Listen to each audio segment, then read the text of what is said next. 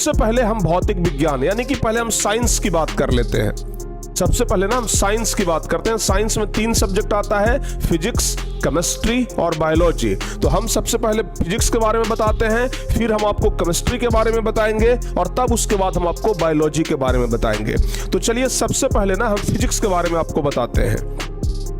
देखिए फिजिक्स का कुछ बात ऐसा है कि फिजिक्स में बहुत सारे चैप्टर हैं। पहला चैप्टर है प्रकाश वाला चैप्टर, प्रकाश का प्रवर्तन। दूसरा चैप्टर है प्रकाश का अपवर्तन। तो आप दोनों चैप्टरों को तो जरूर पढ़िएगा। तीसरा चैप्टर है मानव नेत्र, चौथा है विद्युत धारा, पांचवा है विद्युत धारा का चुंबकीय प्रभाव, छठा चैप्टर है ऊर्जा के स्रोत।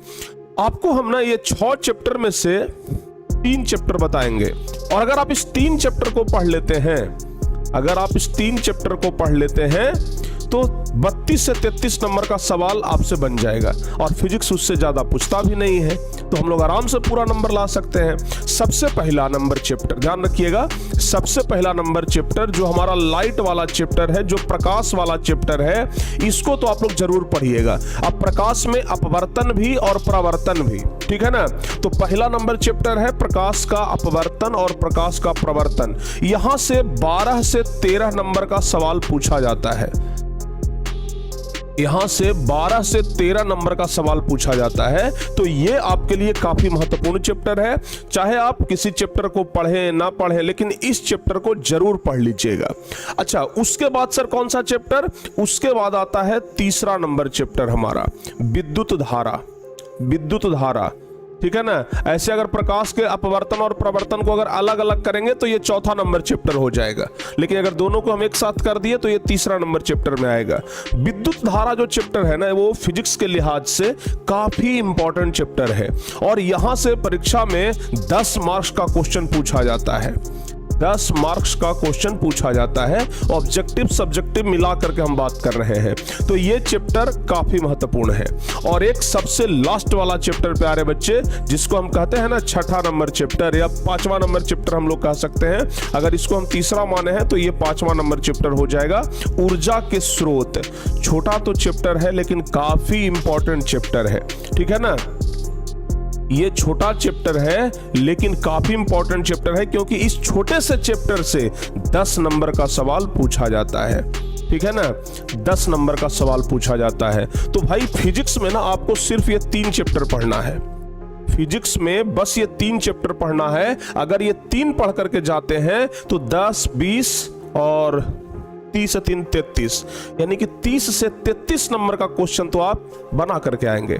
और फिजिक्स में अगर इतना बना लिए तो पर्याप्त है, ठीक है ना।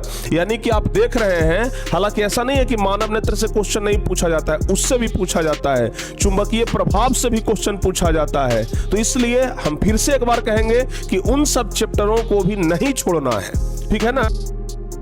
उन सब चैप्टरों को भी नहीं छोड़ना है, समझ में आ रहा है ना। उन सब चैप्टरों को भी नहीं छोड़ना है, उन सब चैप्टरों को भी पढ़ना है, समझ में आ रहा है ना।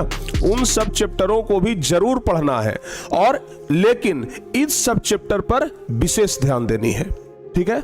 चलिए अब आ जाते हैं हम केमिस्ट्री में। केमिस्ट्री जो कि बच्चों के लिए एक सबसे कठिन सब्जेक्ट लगता है, लेकिन हाँ इस सब्जेक्ट में भी हम आपको सिर्फ 3 चैप्टर बताएंगे। और अगर ये 3 चैप्टर को आप अच्छे तरीके से पढ़ लेते हैं तो फिर समझिए कि आपका केमिस्ट्री में भी बेड़ा पार हो जाएगा। लेकिन पढ़ना सभी चैप्टर को है। सबसे पहले दूसरा नंबर चैप्टर अम्ल, भस्म और लवण। अम्ल, भस्म एवं लवण, ये वाला चैप्टर काफी महत्वपूर्ण चैप्टर है, काफी महत्वपूर्ण। और सबसे ज्यादा क्वेश्चन इसी चैप्टर से पूछा जाता है। आपको एक एनालिसिस बताते हैं कि 15 से 17 नंबर का 15 से 17 नंबर का सवाल आपसे पूछा जाएगा इस चैप्टर से, ऑब्जेक्टिव सब्जेक्टिव मिलाकर। यानी कि आप समझ सकते हैं कि ये वाला जो पूरा चैप्टर है वो 50% आपका केमिस्ट्री है। 50% एकदम सिलेबस को कवर कर लेता है, 50% मार्क्स को कवर कर लेता है। तो इस चैप्टर को तो एकदम घोल करके पी जाइए, छोड़िए ही मत, इस चैप्टर को तो छोड़िए ही मत। और उसके बाद तीसरा नंबर चैप्टर आता है मेटल और नॉन मेटल, यानी कि धातु और अधातु, ठीक है ना। धातु और अधातु। ये वाला चैप्टर भी आपके लिए काफी महत्वपूर्ण चैप्टर है। पता है इस चैप्टर से कितना नंबर का सवाल पूछते हैं? लगभग 12 से 15 नंबर का। 12 से 15 नंबर। अगर हम इस तरीके से बोल सकते हैं कि केमिस्ट्री में सिर्फ ये 2 चैप्टर आप पढ़ करके जाते हैं ना, केमिस्ट्री में पूरा क्वेश्चन बना करके आइएगा, पूरा नंबर का क्वेश्चन बना करके आइएगा। मतलब केमिस्ट्री में पूरा नंबर आपको आ सकता है सिर्फ ये 2 चैप्टर के बदौलत। तो भाई ये 2 चैप्टर को आप बिल्कुल मत छोड़िएगा। बाकी चैप्टर अगर थोड़ा बहुत छूट जाए, लेकिन ये 2 चैप्टर बिल्कुल भी नहीं छूटना चाहिए। लेकिन हाँ, पूरे केमिस्ट्री में जो सबसे हार्ड चैप्टर आप लोगों को लगता है वो है कार्बन वाला चैप्टर, ठीक है ना। सबसे हार्ड आपको लगता है कार्बन एवं इसके यौगिक, कार्बन एवं इसके यौगिक, ये वाला चैप्टर आपको सबसे हार्ड लगता है ना। इस चैप्टर से 8 नंबर का सवाल पूछा जाता है। तो अगर आप लोग सहमत हैं तो इस चैप्टर को भी जरूर तैयार करके जाइएगा। अगर आप लोग सहमत हैं तो इस चैप्टर को भी जरूर तैयार करके जाइएगा। तो केमिस्ट्री में ये 3 चैप्टर आपके लिए कम महत्वपूर्ण है, दूसरा, तीसरा और चौथा। इसको जरूर पढ़ के जाइएगा, ठीक है। चलिए अब आते हैं हम लोग बायोलॉजी पे। बायोलॉजी में बच्चों को आता है कि सर कौन कौन सा चैप्टर पढ़ें। तो बाबू सबसे पहला नंबर जो चैप्टर है जैव प्रक्रम, जैव प्रक्रम। अच्छा, जैव प्रक्रम जो चैप्टर है इसके साथ साथ आप लोगों को जैव प्रक्रम में आप लोगों को पढ़ना है बाबू श्वसन चैप्टर के बारे में। श्वसन चैप्टर हो गया, परिवहन हो गया,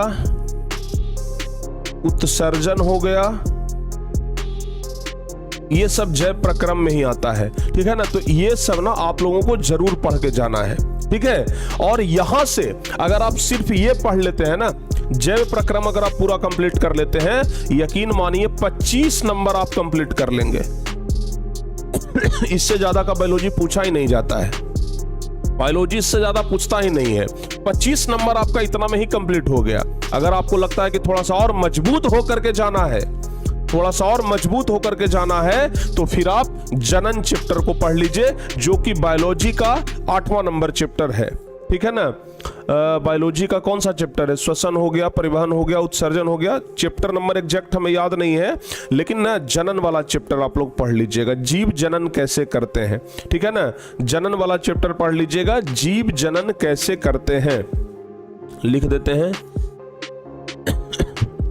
जीव जनन कैसे करते हैं, जीव जनन कैसे करते हैं, ये वाला चैप्टर पढ़ लीजिएगा।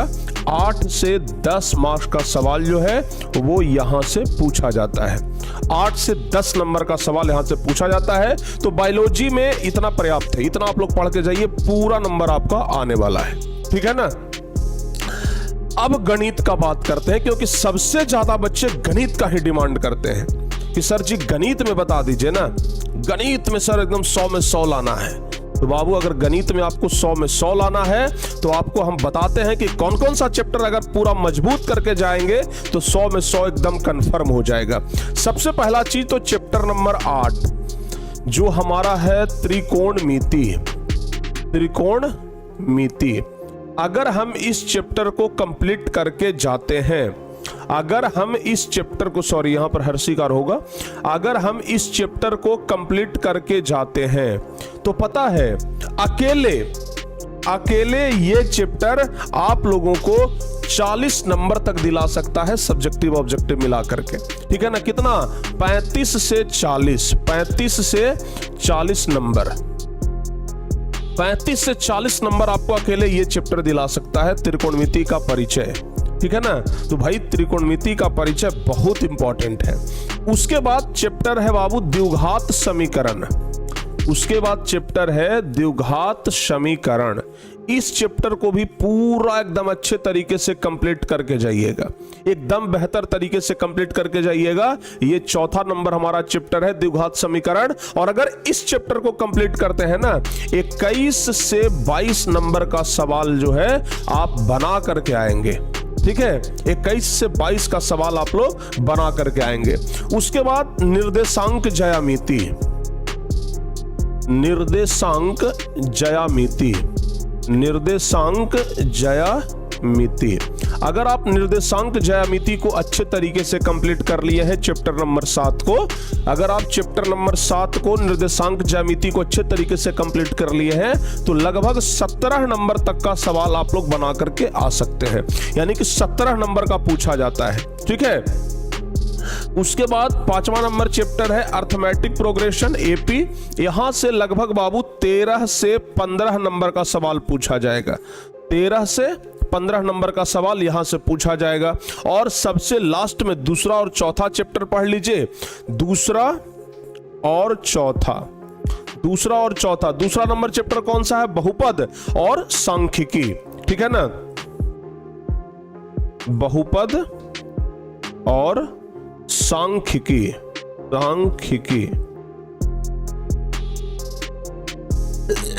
सांख्यिकी चैप्टर अगर पढ़ लेते हैं तो यहां से ना लगभग 14-15 नंबर का सवाल यहां से भी पूछा जाता है। ठीक है ना, आप मिला करके क्वेश्चन बैंक से देख लीजिएगा, एकदम पूरा एग्जैक्ट हम आपको डेटा बता रहे हैं। तो 1 2 3 4 5 यानी 5-6 चैप्टर पढ़ना है। 15 चैप्टर में से हम 5 चैप्टर ला करके दे दिया आपको। अगर सोच लो, अगर इतना पढ़ के जाइएगा मैथ में आप 100 में 100 ला सकते हैं। मैथ में 100 आउट ऑफ 100 आप ला सकते हैं, इसमें कोई डाउट ही नहीं है। ठीक है ना, तो आप लोग इतना करके जाइए, एकदम पूरा का पूरा लेकर के आइएगा। ठीक है, तो इतना त्रिकोणमिति, द्विघात समीकरण, निर्देशांक ज्यामिति, एपी, बहुपद और सांख्यिकी, बस ये चैप्टर एकदम 100% कंप्लीट होना चाहिए। ठीक है, तो मैथ से भी आपका डर समाप्त हो जाएगा। और ये सभी चैप्टर को हम विशेष रूप से क्रैश कोर्स में आपको बताने वाले हैं। ठीक है ना, एकदम एक एक क्वेश्चन बढ़िया से कि किस तरीके से इस चैप्टर को अच्छे तरीके से कमांड करें, तो एक एक चीज ना हम आपको एकदम विस्तार से बताएंगे। अब चलते हैं सोशल साइंस में, इतिहास। इतिहास में हम आपको सिर्फ 2 चैप्टर बताते हैं। इतिहास में सिर्फ 2 चैप्टर। एक तो चौथा चैप्टर है जो कि सबसे महत्वपूर्ण चैप्टर है, भारत में राष्ट्रवाद। भारत में राष्ट्रवाद। अगर आप सिर्फ इस चैप्टर को पढ़ते हैं, सिर्फ इस चैप्टर को, तो भाई 15 नंबर का सवाल तो आपसे बन जाएगा। 15 नंबर का सवाल तो आपसे छूटने वाला नहीं है, एकदम 100% गारंटी। ठीक है ना। अच्छा, उसके बाद दूसरा नंबर चैप्टर समाजवाद एवं साम्यवाद। समाजवाद एवं साम्यवाद। समाजवाद एवं साम्यवाद, इस चैप्टर को पढ़ के जाइए, 7 से 10 नंबर का सवाल जरूर आ जाएगा। 7 से 10 नंबर का सवाल आपका रखा हुआ है। ठीक है ना, तो भाई ये 2 चैप्टर ही आपको दिला सकता है लगभग 25 नंबर, और उतना का तो इतिहास पूछता ही है, उससे ज्यादा का तो इतिहास भी नहीं पूछता है। लेकिन हाँ, अगर आपको ध्यान देना हो तो चैप्टर, ध्यान से सुन लीजिए बाबू, आप लोगों को अगर ध्यान देना हो तो चैप्टर नंबर 6 और चैप्टर 8, ये दोनों चैप्टर पर सबसे कम ध्यान देना है। हम क्या बोल रहे हैं? सबसे कम ध्यान देना है। जानकारी के पर्पस से आप पूरा पढ़ लीजिए, जानकारी के पर्पस से आप सब चैप्टर को पढ़िए, लेकिन नंबर के पर्पस से कम ध्यान देना है। ठीक है ना, लेकिन जानकारी तो होना चाहिए ना, तो जानकारी के पर्पस से हम लोग पूरा पढ़ेंगे, नंबर के पर्पस से इस पर पढ़ने के बाद कम ध्यान देंगे एग्जाम के टाइम में। ठीक है ना, एग्जाम के टाइम में इस 2 चैप्टर पर विशेष ध्यान देनी है। ठीक है, तो ही आपका नंबर जो है वो बेहतर जाएगा। ठीक है, चलिए अब भूगोल का बात करते हैं। बच्चों को लगता है कि पहाड़ जैसा सिलेबस और कैसे खत्म होगा। भाई हम आपको कहते हैं ना कि आप संसाधन चैप्टर को खत्म करिए सिर्फ। ठीक है, आप सिर्फ संसाधन चैप्टर को खत्म कर लीजिए। संसाधन में जल संसाधन, प्राकृतिक संसाधन, मृदा संसाधन, जो भी संसाधन आता है ना, अगर आप संसाधन चैप्टर को खत्म करते हैं 20 नंबर आपके जेब में आ जाएगा। 20 नंबर आपका कंफर्म हो जाएगा, 20 नंबर का आप रजिस्ट्री करवा लीजिएगा। ठीक है ना। और उसके बाद अगर आपको थोड़ा बहुत और संशय है तो दूसरा जो एग्रीकल्चर चैप्टर है, यानी कि जो कृषि चैप्टर है, यहां से 8 से 10 नंबर के सवाल पूछे जाते हैं। तो इस चैप्टर पर आपका पूरा पकड़ होना चाहिए, यहां पर ना आपका पूरा पकड़ होना चाहिए। तो आपको 8 से 10 नंबर कंफर्म करके जाना है। कितना?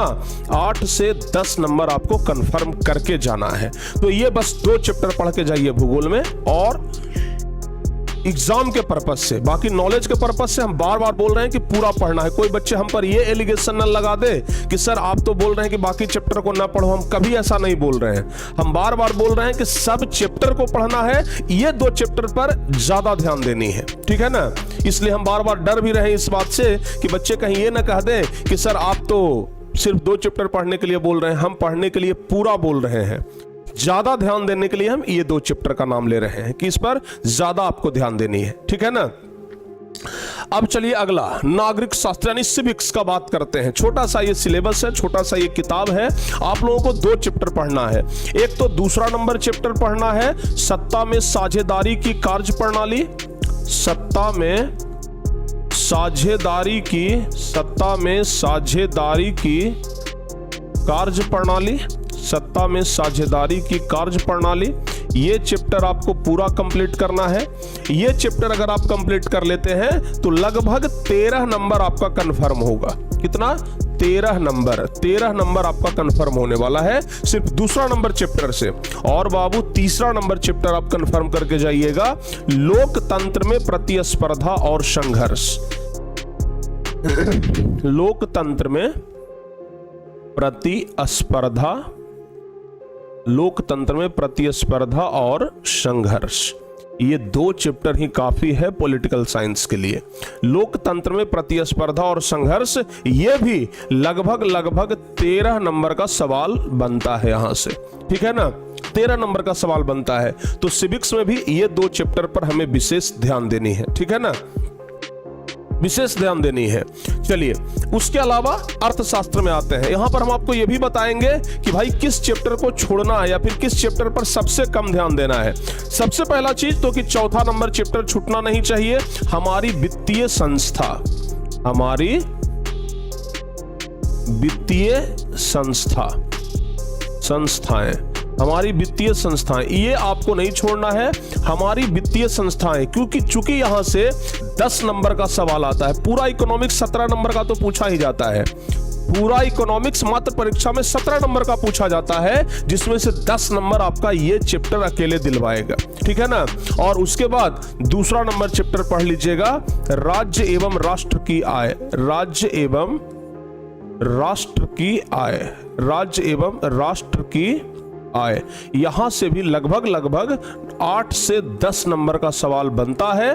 तो ये भी आप लोग पूरा कंप्लीट करके जाइएगा, ठीक है ना। ये 2 चैप्टर। और भाई ध्यान रखना, चैप्टर नंबर 5 और 7, ये 2 चैप्टर पर सबसे कम ध्यान भी दोगे ना तो काम चल जाएगा। सबसे कम ध्यान भी अगर दोगे तो आराम से काम चल जाएगा, ठीक है ना। सबसे कम ध्यान भी देंगे ना तो आराम से इस पर काम चलने वाला है, कोई दिक्कत नहीं है। लेकिन ये 2 चैप्टर घोल करके पीना है, एकदम छूटना नहीं चाहिए एक भी क्वेश्चन ये 2 चैप्टर से। समझ में आ रहा है ना। तो ये आपका पूरा साइंस, सोशल साइंस और मैथ का सिलेबस हम कंप्लीट करवा दिए। अब बच्चे कहेंगे कि गुरुजी अब बात रह गया हिंदी और संस्कृत का। अब बात रह गया, ठीक है ना, हिंदी और संस्कृत का। किस चीज का भाई? तो ध्यान रखना, अब बात रह गया है हिंदी और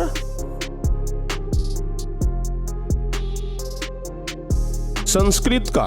तो अगर हिंदी और संस्कृत का बात करें तो इसमें आपको पूरा संपूर्ण चैप्टर पढ़ना पड़ेगा, ठीक है ना। इसमें आपको संपूर्ण चैप्टर